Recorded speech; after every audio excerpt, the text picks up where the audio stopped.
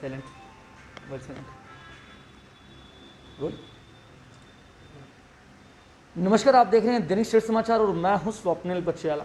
जिस तरह से आपको बताते चले, कुछ ही देर पहले हमने आपको एक लाइव विजुअल दिखाए थे उधमपुर सतैनी इलाके के कि किस तरह से वहां पर 3 दिन की बारिश ने अपना रंग दिखाया है, किस तरह से वहां पर जल भराव हुआ, काफ़ी नुकसान जो है लोगों को झेलना पड़ा।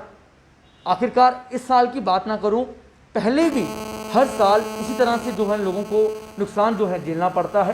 पर एक काफ़ी अच्छी बात है कि Udhampur deputy commissioner Indu Kanwal Chib ma'am जो है आज खुद वहाँ पर मौके पर गई और आपने देखा होगा कि किस तरह से वीडियो में आपने देखा होगा कि किस तरह से मैडम जो है पानी के अंदर जाकर हर घर में मैम गई है। वहाँ पर मैम ने मुआयना किया कि आखिरकार कितना नुकसान कितने घर में हुआ है, किस तरह का वहाँ पर जो है जितना पानी आया है। मैम खुद वहाँ पर गई थी। पर अब सवाल ये है, जिस तरह से लोग वहाँ के कह रहे हैं कि हमें पंपिंग नहीं चाहिए, हमें चाहिए कि वहाँ पर जो सोल्यूशन है, जो अंत का जो सोल्यूशन है, किस तरह से वहाँ पर हम पानी को बंद कर सके। पानी अगर अगले साल भी इस तरह की बरसात होती है या आने वाले दिनों में इस तरह की बारिश होती है तो वहाँ पर जो पानी इकट्ठा होती है उसको किस तरह से हम बंद कर सकें।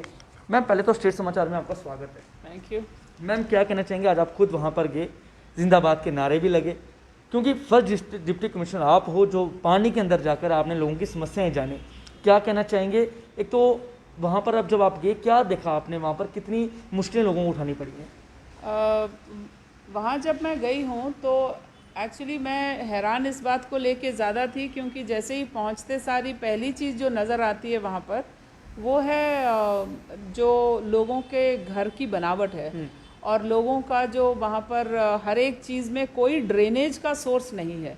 सब घर जो हैं वो एकदम एक के पास एक बन गए हैं और किसी ने ये नहीं सोचा घर बनाते हुए कि अगर पानी आएगा तो वो निकलेगा कैसे। तो ये चीज़ सबसे पहले वहाँ हिट करती है। मैम देखिए ना, गलती कहीं ना कहीं लोगों की भी है। वहाँ पर आपने खुद देखा होगा, जब तहसीलदार अमित वर्मा जी वहाँ पर थे, उन्होंने कुछ लोगों को कहा कि आपकी दीवारें जो हैं कहीं ना कहीं होल करने पड़ेंगे, पर लोगों में कहीं जड़प रह गई, वहाँ पर जड़प हो गई।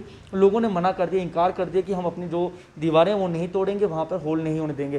तो आपको नहीं लगता कि कुछ लगभग 4 घर तोड़ने की वजह से कई लोगों को वहाँ पर नुकसान उठाना पड़ेगा? मैं इस बात के ऊपर अभी राय नहीं दे सकती हूँ, क्योंकि अभी मैंने वहाँ जाके ये मुआयना किया है कि देखिए, जब भी कोई इस तरीके से फ्लैश फ्लड आता है तो सबसे पहला सवाल ये नहीं होता कि हम उसकी टाउन प्लानिंग कैसे करेंगे। पहला सवाल ये होता है कि किसी की जान माल का नुकसान तो नहीं हो रहा। तो मैं ये चाह रही हूँ कि सबसे पहले मैंने उधर भी लोगों से यही बात करी कि आपको इस समय जो इस मानसून की बारिश 3-4 दिन अगर लगातार आएगी तो आपको कोई नुकसान नहीं होना चाहिए। तो उसके लिए हमने 2 उपाय किए। पहला कि वहाँ पर 2 दीवारें ऐसी थी जिनके रोकने से सारा पानी रुक रहा था। तो एक दीवार, तो मैं ये भी बताना चाहती हूँ कि हमारे एक्सीएन साहब वहाँ पिछले 3-4 दिनों से उनकी टीम कॉन्टीन्यूसली बोल रही है लोगों को कि इस दीवार में छेद करने दीजिए, नहीं तो पानी ऊपर आ जाएगा, बट लोगों ने नहीं माना था। वही बात आज मैंने उनको मनवाई तो वो मान गए। वो बात अलग है कि उन्होंने नाराज़गी भी बहुत दिखाई कि भाई हम नहीं तोड़ने देंगे, बट सुबह वो दीवार खुद ही गिर गई और इतना फ्लैश फ्लड जो वो दीवार गिरने से आया। तो अब सवाल ये उठता है कि लोगों को थोड़ा अंडरस्टैंड करना पड़ेगा कि पानी अपना रास्ता खुद बना लेता है। आप उसको जितना रोकोगे वो डैमेज करके निकल जाएगा। तो एक चीज़ ये, और दूसरी चीज़ बहुत इम्पॉर्टेंटली ये चीज़ है कि आपको वहाँ पर डी वाटर, आपने कहा ठीक है लोग डी वाटर नहीं करने देना चाहते हैं, मैं भी मानती हूँ D water is a temporary solution. Permanent solution लोग चाह रहे हैं, तो परमानेंट सोल्यूशन के लिए कितने घर टूटेंगे कितने नहीं इस समय बोलना गलत होगा, बट हाँ कुछ चीज़ चेंजेस तो वहाँ लैंडस्केप में आपको करनी पड़ेंगी। चाहे दीवारें तोड़नी पड़े, चाहे लोगों के घरों के बीच में से ड्रेन निकालनी पड़े। मेरा भी ये मानना है कि अगर ये मानसून हमारा ऊपर वाला करे ठीक से निकल जाए तो इसके बाद एक परमानेंट सोल्यूशन बहुत ज़रूरी है, और उसके लिए मेन ड्रेन से पानी को जोड़ना बहुत इम्पोर्टेंट है। मैम आज आप खुद ग्राउंड रियलिटी चेक करने गए थे, वहाँ पर आपने खुद पानी के अंदर जाकर आपने हर कुछ जाना है वहाँ का। पर कुछ ना कुछ जब हम वहाँ पर गए, हमने ग्राउंड रियलिटी जानी, वहाँ पर लोगों के सवाल थे कि हमें पंपिंग नहीं चाहिए, क्योंकि हर साल वहाँ पर पंपिंग की जाती है, पानी को बाहर निकालने की जो है इनिशिएटिव वहाँ पर लिए जाते हैं।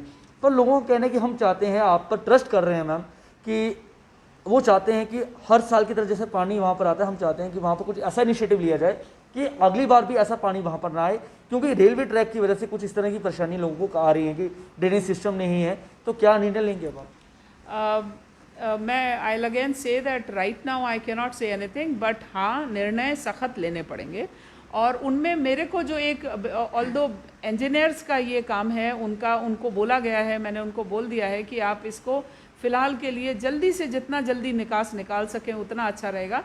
बट ड्रेनेज को मेन ड्रेन तक जोड़ने में परमानेंट सोल्यूशन की सख्त ज़रूरत है। और आप कह रहे हैं सिर्फ सतैनी नहीं है, सतैनी के आगे जो दूसरा पंचायत है, सदोता है कि क्या वो दूसरी पंचायत है, उसमें भी पानी की फ्लडिंग, आप यहाँ से जितना पानी छोड़ेंगे वो आगे जाके किसी ना किसी के घर को या दुकान को हिट करेगा।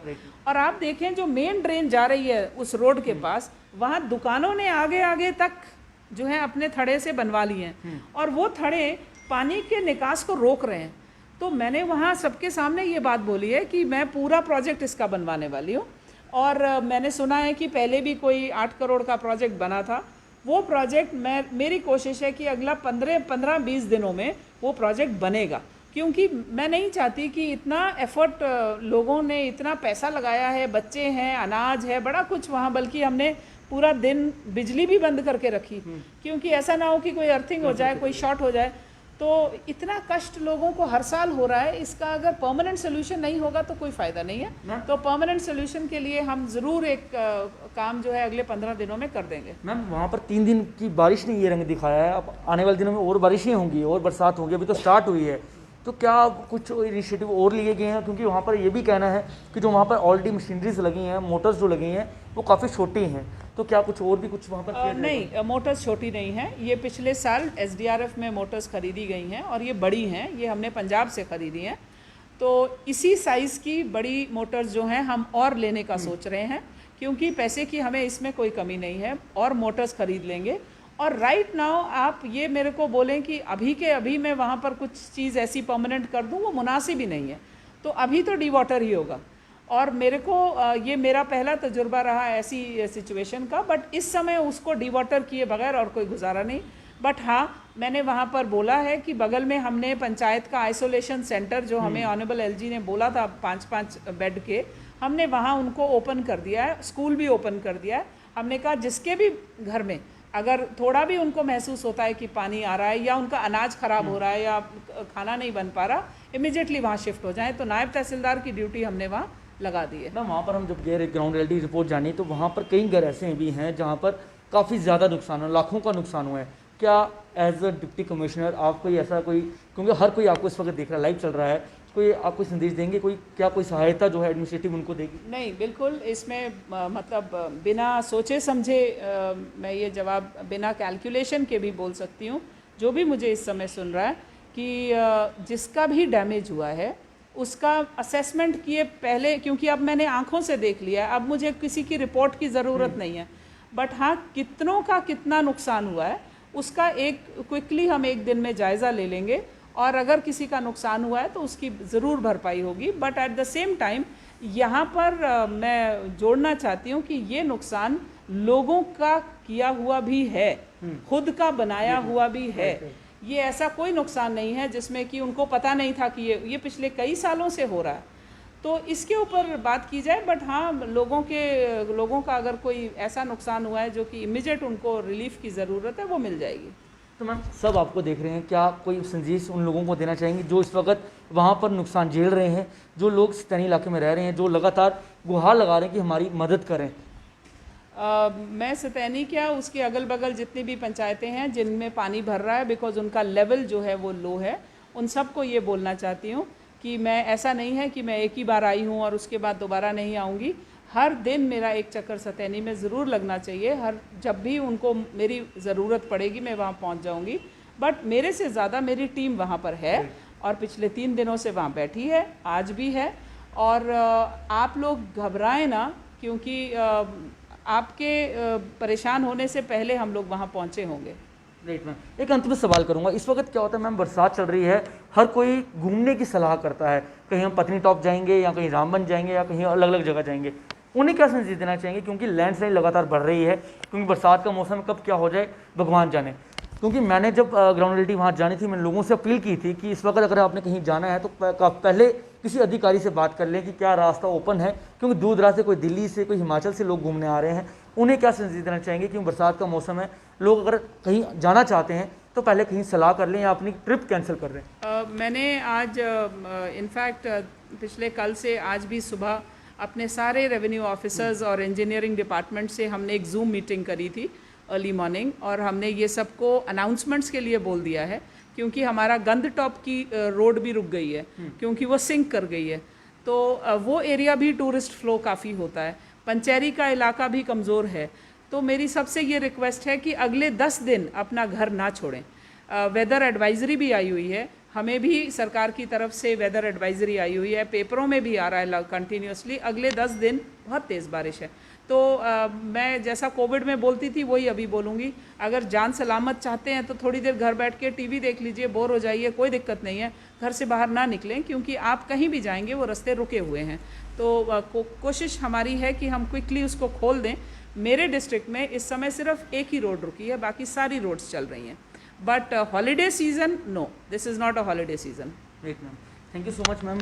तो ये थे डिप्टी कमिश्नर इंदु कंवरचिप मैडम जी। जिस तरह से सुबह आपने एक वीडियो वायरल होते हुए देखी है जिसमें जिंदाबाद इंदु कंवरचिप मैडम जिंदाबाद के नारे आपने सुने होंगे कि किस तरह से लग रहे थे, लोग काफ़ी खुश थे कि इंदु कंवल मैडम जी जो थे वहाँ पर मौके पर गए थे, क्योंकि पहले deputy commissioner Indu Kanwal madam है जो वहाँ पर ग्राउंड रियलिटी रिपोर्ट जानने गए थे, आखिरकार वजह क्या है, क्यों वहाँ पर लगातार जल स्तर वहाँ बढ़ता है। क्योंकि ऐसा आज नहीं हुआ है, लगातार हर साल इसी तरह के नज़ारे वहाँ पर देखने को मिलते हैं। पर आज की अगर मैं बात करूँ, लगातार नुकसान भी जो है लोगों को झेलना पड़ा है। इसी के साथ मुझे मेरे वीडियो जर्नलिस्ट अजय कुमार को दीजिए इजाज़त। नमस्कार।